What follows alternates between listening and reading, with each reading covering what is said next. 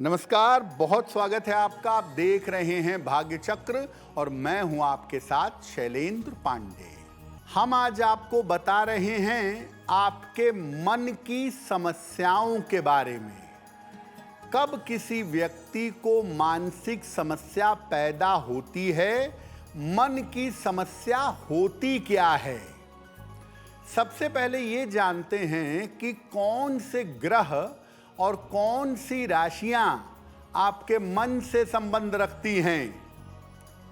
चंद्रमा मनसो जायतः, चंद्रमा को मुख्य रूप से मन का ग्रह माना जाता है।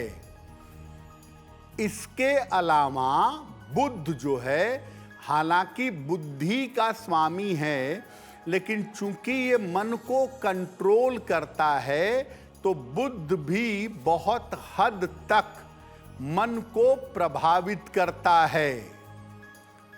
कर्क, वृश्चिक और मीन ये तीन जल की राशियां हैं और इनका संबंध मन से माना जाता है। कुंडली का चतुर्थ भाव आपके सोच का है, आपकी आत्मा का है, और पंचम भाव आपकी बुद्धि और सोच दोनों का है। इसीलिए कुंडली का चौथा और पांचवां भाव भी मन से संबंध रखता है। कभी कभी तिथियों और नक्षत्रों का भी मन पर असर पड़ता है। इसीलिए देखिए, हिंदू परंपरा में अलग अलग तिथियों पर उपवास के और पूजा के नियम बताए गए हैं, ताकि आप अपने मन को लंबे समय तक मजबूत रख सकें, कंट्रोल कर सकें। कुछ लोगों को आपने देखा होगा जिनके मन की स्थिति में अक्सर उतार चढ़ाव होता है। कभी खुश हैं, कभी दुखी हैं, कभी उदास हैं, कभी न्यूट्रल हैं, यानी मन बराबर स्थिति में नहीं रहता। ऐसा कब होता है? अगर किसी कुंडली में चंद्रमा या बुध में से एक भी कमजोर हो गया तो मन में फ्लक्चुएशन होता है, मन में उतार चढ़ाव बना रहता है।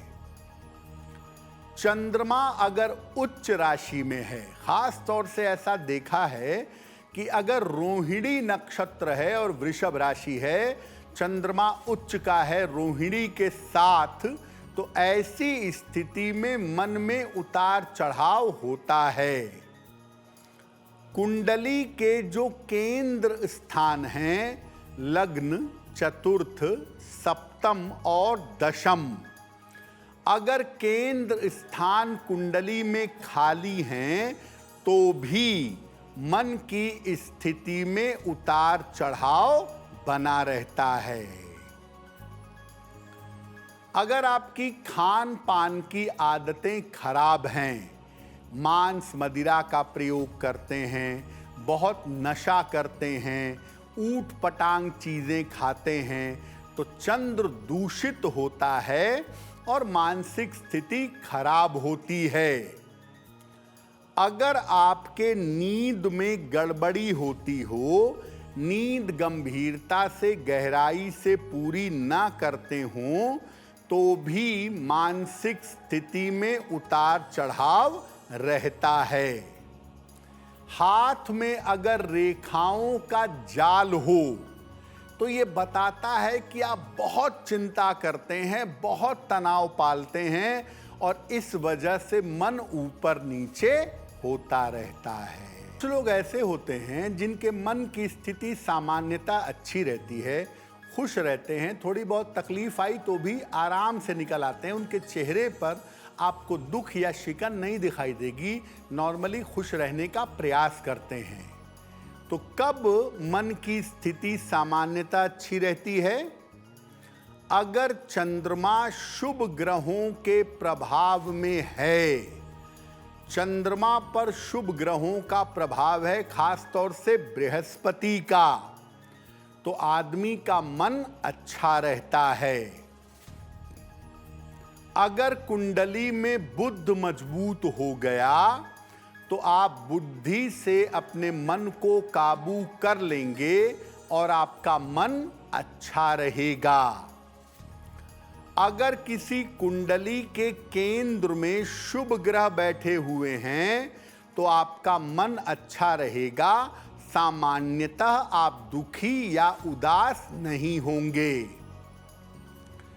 अगर किसी कुंडली में बृहस्पति विशेष मजबूत हो, लग्न को या लग्न के इलाके को प्रभावित करता हो, तो ये भी मन को अच्छा बनाता है, मन की चिंताओं को दूर करता है। जो लोग गहरा ध्यान करते हैं या उचित मंत्र का जप करते हैं, ऐसे लोग भी अपने मन को कंट्रोल कर लेते हैं। अगर आपका खान पान सही है, सात्विक है, आपकी जीवनचर्या सही है, सात्विक है, पवित्र भोजन शांति से ग्रहण करते हैं, पवित्रता बनाए रखते हैं, तो मन आपका मजबूत होता है और मन की तमाम चिंताएं दूर हो जाती हैं। अगर आपका मन सामान्यतः कमजोर रहता है, बहुत चिंता करते हैं, बहुत परेशान होते हैं, बहुत जल्दी घबरा जाते हैं, तो अपने मन को मजबूत करने के लिए क्या करें? नियमित रूप से भगवान सूर्य को जल अर्पित करिए। अगर उगते हुए सूर्य को जल अर्पित करें तो बहुत अच्छा होगा। गायत्री मंत्र सुबह और शाम शांति से बैठ करके मानसिक रूप से जप करें, अधिक से अधिक। जो आप भोजन करते हैं उसको सादा रखें, सादा भोजन ग्रहण करें और सात्विक भोजन ग्रहण करें। जिनका भी मन कमजोर है या जिनको भी मन की समस्या है, उन्हें एकादशी का उपवास जरूर रखना चाहिए, केवल लिक्विड ग्रहण करके या लिक्विड और फल ग्रहण करके। मन की समस्याओं को कंट्रोल करने के लिए किसी ज्योतिषी से सलाह लेकर एक मोती या एक पन्ना अगर आप धारण करें तो आपके लिए बहुत अच्छा होगा। और रात में जब फाइनली सोने जा रहे हैं तो पलंग पर बैठकर ध्यान करें या भगवान से अगर प्रार्थना करें तो आपके लिए बहुत ज्यादा बेहतर होगा। रात में जब आप ध्यान करके सोते हैं या प्रार्थना करके सोते हैं तो रात भर आपकी मेंटल रिपेयरिंग चलती रहती है, रात भर आपकी मानसिक स्थिति में इम्प्रूवमेंट का कार्यक्रम चलता रहता है। इसीलिए सोने के पहले 5 मिनट ध्यान करें या भगवान से प्रार्थना करें तो बहुत बेहतर होगा।